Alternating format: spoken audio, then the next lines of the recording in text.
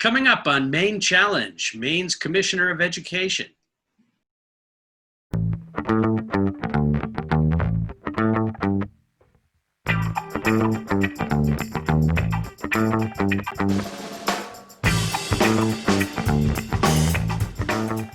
Hello and welcome to Maine Challenge, a presentation of Lincoln County Indivisible and Lincoln County TV. Our guest today is Commissioner of Education for the state of Maine, Pender Makin. Welcome. Hi, thank you so much, Chuck. Would you be kind enough to give us a little bit of your background? What led you on this journey that puts you here at the Department of Education at the top and the most challenging time? I'm sure all of your predecessor commissioners would agree that this is the time that tries people's souls. What brought you here? Well, I'll tell you, I spent my entire career in education. I started as an ed tech, and I was then a teacher of behaviorally challenging students for a long period of time in Westbrook. Then I became a principal of a regional program for extremely at-risk youth. And after that, I became assistant superintendent in Brunswick. So I've had a lot of different experiences. I've done everything from driving a van full of unruly children to, I've plunged the toilets in schools and, prepared the meals and made policy.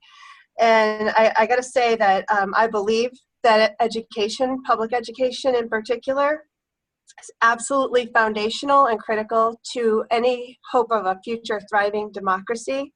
And I guess I would go to the mat every single day to do what I can to hold it up and protect it and make it as great as it can possibly be. That's how I got here. And then came COVID-19, unanticipated challenge of all time. I don't think public education has faced a bigger challenge than this. I'm sure not. And that's, I guess, a good starting place for our talk today. I know the governor has been doing a good job. The CDC has been doing a good job. I'm very happy and lucky that I live in the state of Maine. Do you think Maine is ready to send the kids back to school? Well, yeah, I think I certainly have great faith in our DHHS team, the CDC team, Dr. Shah, and the community group of scientists, researchers, and former health officials that create those checklists for safety. And I am not myself a medical or health professional. So I am entrusting our readiness in terms of being a safe and healthy return to those. We've identified 6 critical pieces that have to be in place in order to assure safety and a healthy return for everybody. I do feel that we're ready in how schools have had capacity, opportunities and guidance and communication, and we're there for them. As a department, we are 100% in it together with them. We work every single day with leaders of schools and districts and with educators and with families and even our student cabinet. So we've involved everybody in the conversations to develop our framework. So are we ready? We are readier, I would say, than any other state in the nation in terms of being a cohesive, caring, ready to commit school department and school system across the state. I think I'm safe saying that nobody wants things to go back to normal more than I do, but I have a great deal of trepidation about sending the kids back to school. And I worry even more than for the kids, I worry about the teachers and the staff, because I know, it seems like it's just an impossible environment to really and truly protect people. We watched on the media, on the news, when the Chamber of Commerce in Florida said, we got to get people back to the beaches.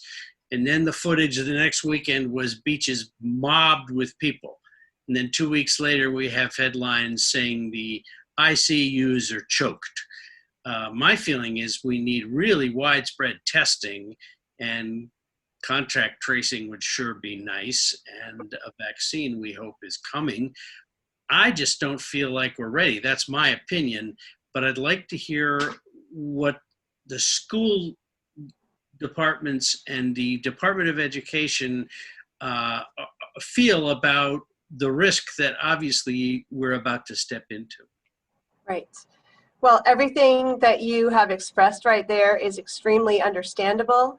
And I think all of us are on a continuum where that is part of how we feel on any given day. So I need to honor and respect the fact that this is an unknowable environment. And I don't take it lightly that we're asking our educators to step into these roles, into the classroom with groups of students in a pandemic, even though our state has proven to be, I think, safer than every place else. Maybe we go back and forth with Vermont thus far. Oh, sorry about that. I need to move around to get the light. Sorry.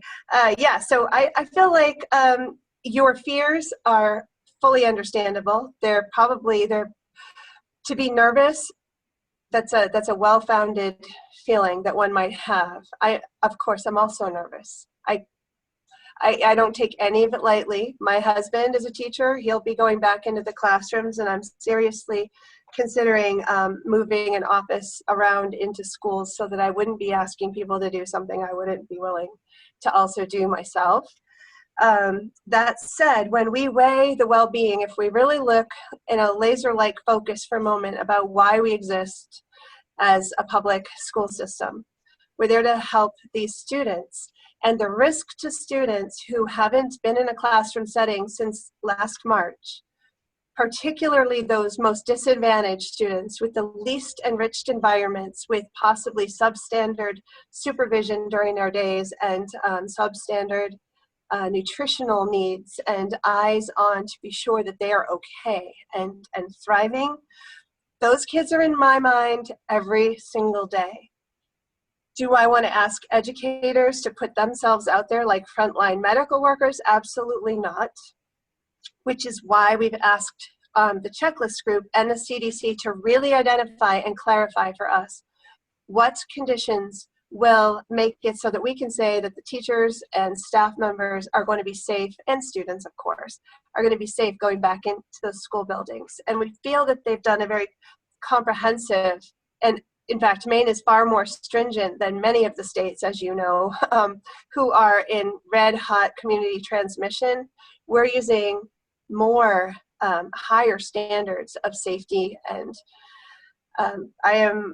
I'm very hopeful that these measures are going to be keeping everybody safe. And in the event that things should change and that we start to see community transmission creeping into our state, I think we're also prepared with remote and hybrid learning plans across the board for schools to be able to. Can you talk a little bit about how that works? I mean, obviously, we're here on a remote learning environment right now.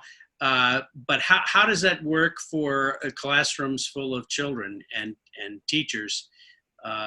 They weren't really trained on all this. Are we going to be able to hit the ground running on hybrid learning and electronic distance learning? I think we're hopefully going to be ready to hit the ground running. During those first 3 months of shutdown in March, people were not ready. It was emergency learning. We can't say that that was what we would put out as our variety of remote learning. It was, how do we get through this completely unanticipated emergency together? And during that time, the Department of Education team, whose website, for any viewers who would be interested to get some really nice ideas and support and maybe some reassurance, our website has been actually extolled for its thorough and helpful ability to support teachers. But we were providing daily office hours for educators and for parents, everything from social, emotional, and mental health for parents at home with kids or for educators trying to work with students remotely, to online learning and teaching 101 and number of other like free and open source and available resources. Throughout the late spring and the summer, we've been very busy with teachers from across the state developing an online learning system that is basically Maine teachers teaching Maine curriculum to Maine students. And we are going to have, by the 8th of September is our target date, we will have available free open source online, somewhat like Coursera, if you're familiar with that, with the courses that are offered online. Well, these courses will be taught by Maine teachers, and they are based on Maine curriculum, and it will cover grades K through 12, every one of the content areas. And so that would be something that educators could tap into and co-teach with. It's a system that we're putting together. We'll only have the first quarter's worth ready by the 8th of September. So this is like a real-time exercise. And then by the end of the first quarter, we'll have the second quarter in place. And we put out an all call to educators who'd be interested in this really innovative approach. And we have had, I believe, 400 respondents offering to provide their educational services to the kids. What about the at the beginning of July and into August, Maine always has an influx of people from out of state who come here to enjoy our beautiful state. Have any of your or the CDC projections that you've had access to account for? Because I know we're so lucky and fortunate, and we've done a great job keeping our numbers down compared to national numbers. But are we ready? And what's the impact that the tourists coming in to the state, and some of them bringing the virus with them, how does that get managed at the beginning of September? Right. Well, it's interesting because, and again, these would be great questions for the epidemiologists and so forth. However, I have paid close attention. And we heard back in May that after Mother's Day, for example, early May, we could look 2 to 3 weeks out and see if we get a bump. And then came early June, and it was, before that, there was Memorial Day. That was another one. They were saying, well, Memorial Day, the impact of that, we're going to see it around Father's Day. And around Father's Day, we didn't see the impact. Then there's 4th of July, and we thought 2 to 3 weeks out from that, we were certainly, because you've seen, the license plates, people are in our state and enjoying it. So far, and I think people are really watching those key times for when there's an influx. So I think we're all keeping our fingers on the pulse of that. We're watching very carefully for a number of different signs. I know that the CDC and DHHS are looking at measures, not just the number of cases, but also what's the nature. Is it a isolated outbreak in a specific facility? Is it community transmission? And what are our percentage positive rates? And in many states, they're saying if they could just get down to 5% positive, they wouldn't have to do face masks or distancing in their schools. New York says that if they hit 3%, they're going to start to close back down. In Maine, we haven't gone over 1% in quite a while. I mean, we're 0 point something percent at this point. So we seem to still, and I don't take that lightly. I don't mean to be cavalier. We're being extraordinarily careful, but even at our extraordinarily low rate of positivity, we are implementing more stringent safeguards than many of the states. Is the department and the districts, are they set up to turn on a dime if they need to? I mean, if there's an all of a sudden unanticipated rush of cases, can you adapt fast and quick? Are you prepared for that possibility? Every school district in the state is preparing a trifold plan, and most of them have already completed those plans and had them passed by their school boards and approved. All of those plans include everybody in, like a wholesale, all students 5 days a week. They also include a hybrid model that would have some students in and some students not in at the same time in order to accommodate the distancing that's necessary. And they also have a remote learning for 100% remote. And they've also been developing kind of shoulder plans for how will those transitions play out, exactly what you're saying. We've already had the worst case situation. We had to just, like a light switch, everybody shut down at once. I think it'll be a very dire situation if we say the entire state is shut down like that again. That again could happen, of course, but we're thinking it's more likely that we'll see a regional flare-up and be able to, hopefully in a nimble and less disruptive way, ease back, increase the safeguards, pull students, into remote learning in certain areas, and be more thoughtful and prepared as we do that. Does a district superintendent have the authority and the ability to just simply make a radical move like that, or does he need to run it through the Board of Education or through the Commissioner's office or whatever? No, actually, superintendents are the only people in statute who have the power to say the schools are closed. They do it all the time for snowstorms, for example, and it's a lonely and heavy-weighted job for those folks. I've actually had that role, and it's a hard one. So they do have the capacity and the authority to close down their schools if they need to. Do you see the need for a lot more funding than is currently available for assisting districts and assisting schools in meeting the new goals that were not anticipated when this budget was created? Absolutely. And to that effect, I put together a budget that assumed through the December 30th of this coming December, it will probably cost an additional $328 million to operate Maine schools statewide. I presented that to the Appropriations Committee about a month ago. The numbers, of course, are extrapolated for unknowable circumstances, but they are all based on actual costs. And so one example is, we believe we could be looking at a critical staffing shortage due to the fact that there are many educators who are older or who are in a high-risk health category who'll be unable to return this fall. And schools might be looking at upwards of 20% staff absences.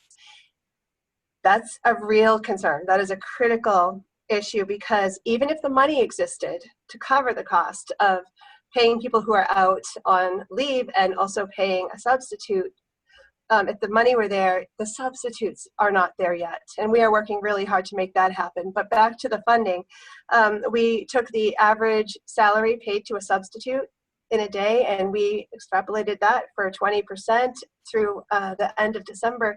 That amount alone, just in additional staffing to cover staff absences, would be $151 million. Wow. What the governor's office has done is they have approved the use of the coronavirus relief funding for schools. Well, that's federal.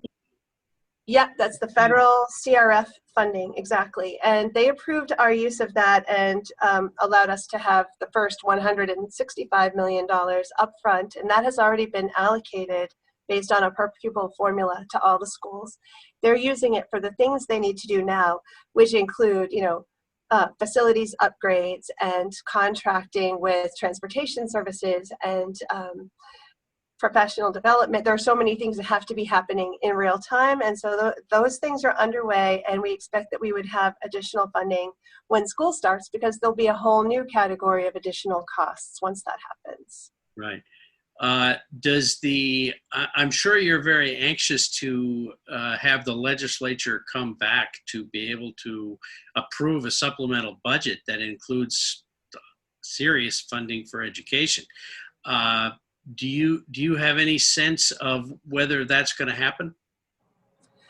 I don't. That's anybody's guess. We see, there are clues one direction or the other on any given day, but I'd be hard pressed to make a guess on that. We are grateful that they did unanimously prior to going out of session in March. They did unanimously approve our school subsidy budget, which is the amount that goes to all the local schools. And we prioritize that above everything else. We worked very hard to make a really significant increase to the level of state subsidy. I think I know the answer to this question, but do you have any authority or capacity to shift money from more prosperous districts into more financially needy districts in a emergency situation like this is? No, we don't. We don't have that capacity. If there were, we have some contingency funding that's available for emergency situations like very high cost special education services or so forth. There is a little bit there, assuming we are, as you may have heard, we have been notified of a budget curtailment for all departments in the state. We're leaving the school subsidy alone, but we are having to look at everything else. But no, we can't do that. It's interesting. The Maine state constitution locks in certain things, which include the phenomenon of local control.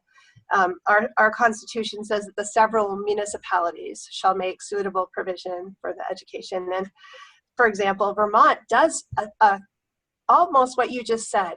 Basically, each community, the more wealthy communities and the more disadvantaged communities, they all agree to how much they're going to kick in for education. This is how much it's going to cost to educate. All that money goes to the state, and then they put it all out there. So essentially, they will be taking tax funding from the wealthier districts and making it widely available for the other. So because their constitution says the state shall make suitable provision. So it's Having served in the legislature, I'd be amazed if Maine ever did that.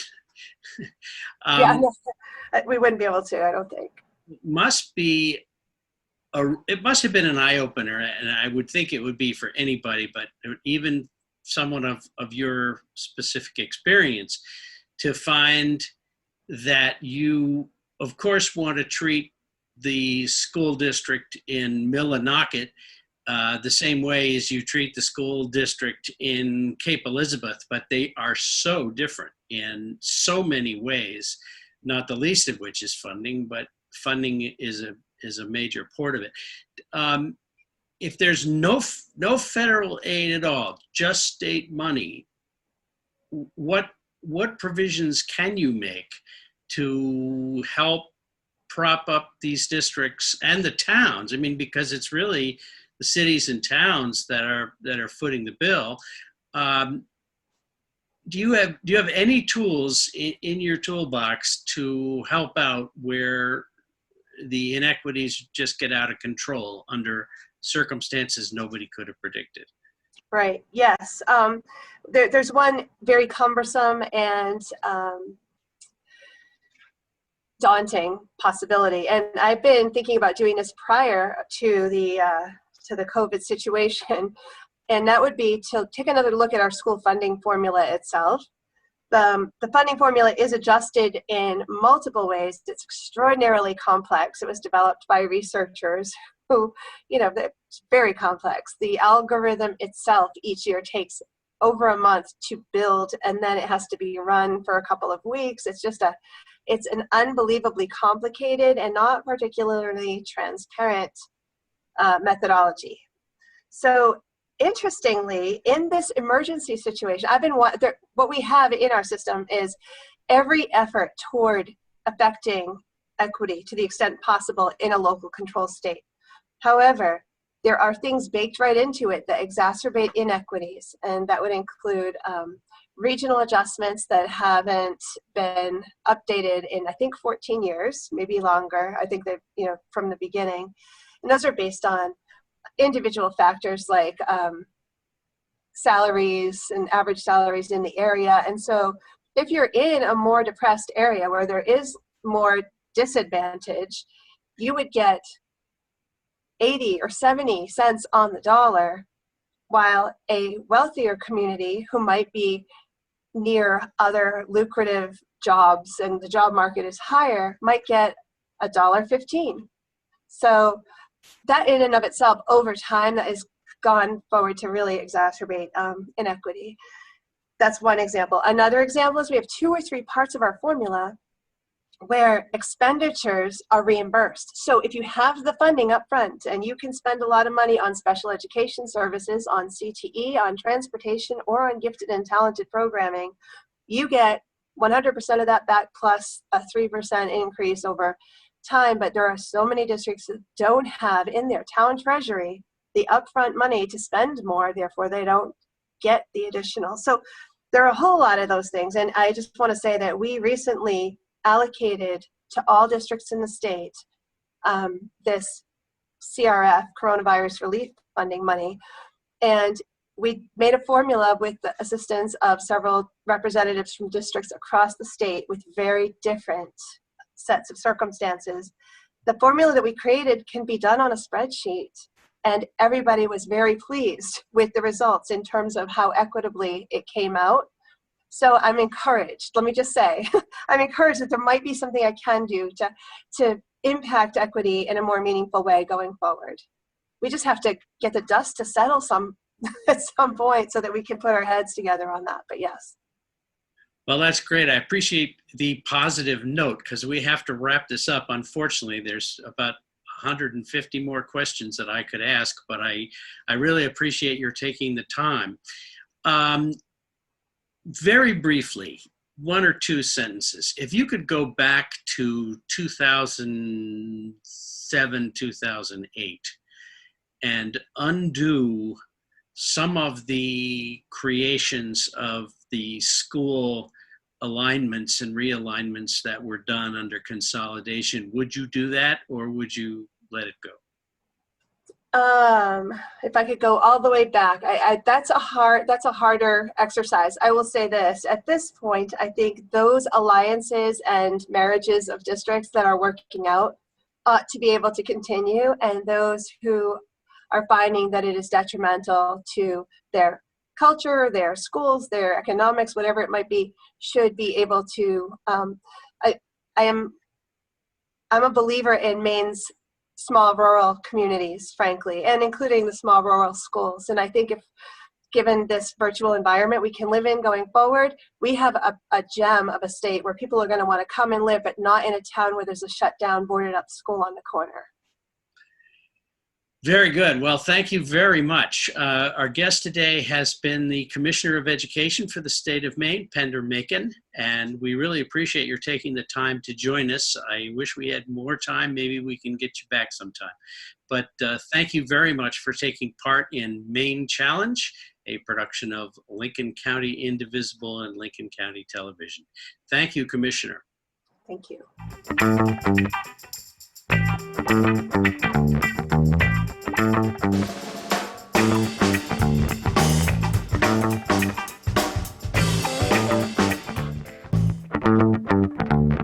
Show your support for Maine Challenge and LCTV's programming. We're all about community.